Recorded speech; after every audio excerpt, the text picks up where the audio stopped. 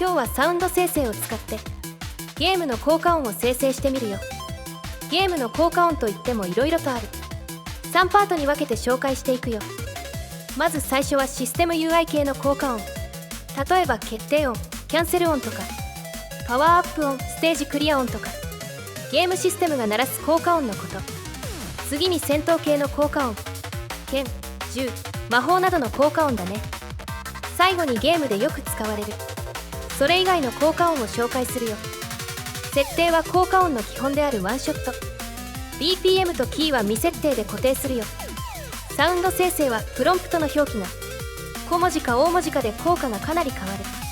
この動画では原則として小文字を使う。ただ小文字だと効果が出なくて、頭文字大文字表記だと効果が出る。この場合のみ大文字を使うね。この後に紹介するプロンプトで頭文字が大文字になっていたら、それは小文字だと効果がないってこと。実際に使うときは表記に注意してね。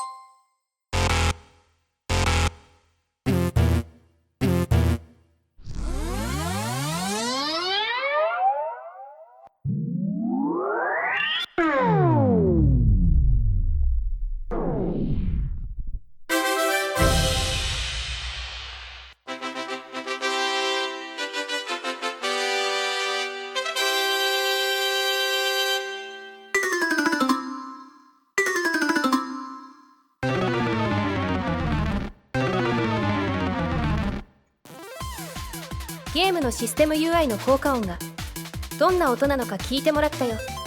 パソコンの効果音と被る部分は多いし、パソコンの影響を受けてそうな音も多いね。システム効果音の一番の特徴は短いメロディーを持つものが多いこと。つまり音ではなくメロディーを利用する、そんな使い方もできる素材になるね。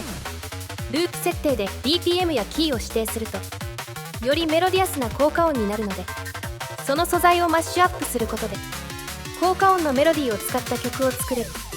特にゲームオーバーなどで使われるマイナスの印象を受けるメロディーは普通の音楽ではあまり使われないので、あえて使うと変わった曲が作れるよ。それじゃ次は戦闘系の効果音を紹介。主に各種武器の効果音になるよ。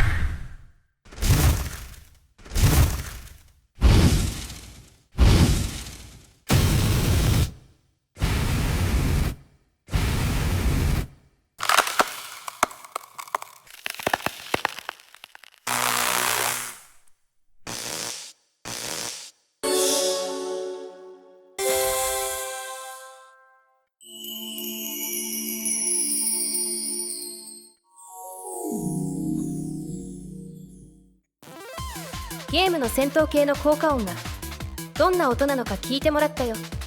魔法系の効果音は自然系の効果音と内容が被る部分があるので一部省略した。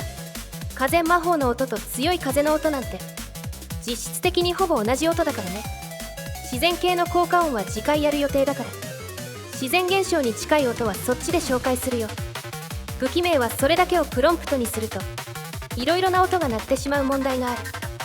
例えばソードだけだと剣を振る音、納刀、抜刀音などがランダムで生成される。銃系の武器もファイアを入れないとリロード音が混じってしまいやすい。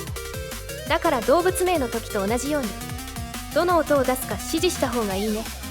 逆に武器のいろいろな音を出したいなら武器名だけを使うのもいいと思うよ。最後にそれ以外のゲーム効果音を紹介。ジャンルはバラバラだけど気にしないでね。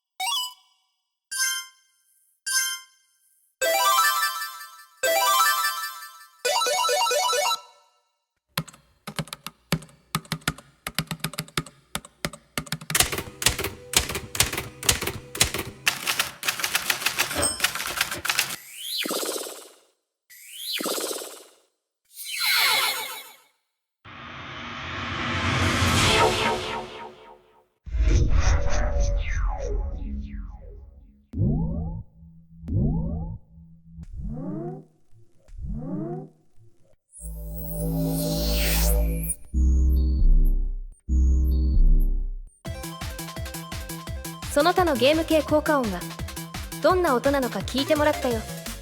サウンド動画はいくつかの有名な効果音素材サイトを参考にして作って、今回はゲームカテゴリー、ゲームタグで品質する効果音を紹介したんだけど、ゲーム全般だと少し幅が広すぎたね。何でもありみたいな状態になってしまった。次回は動画の途中で予告した通り自然音、環境音系の効果音を紹介するよ。それじゃまたね。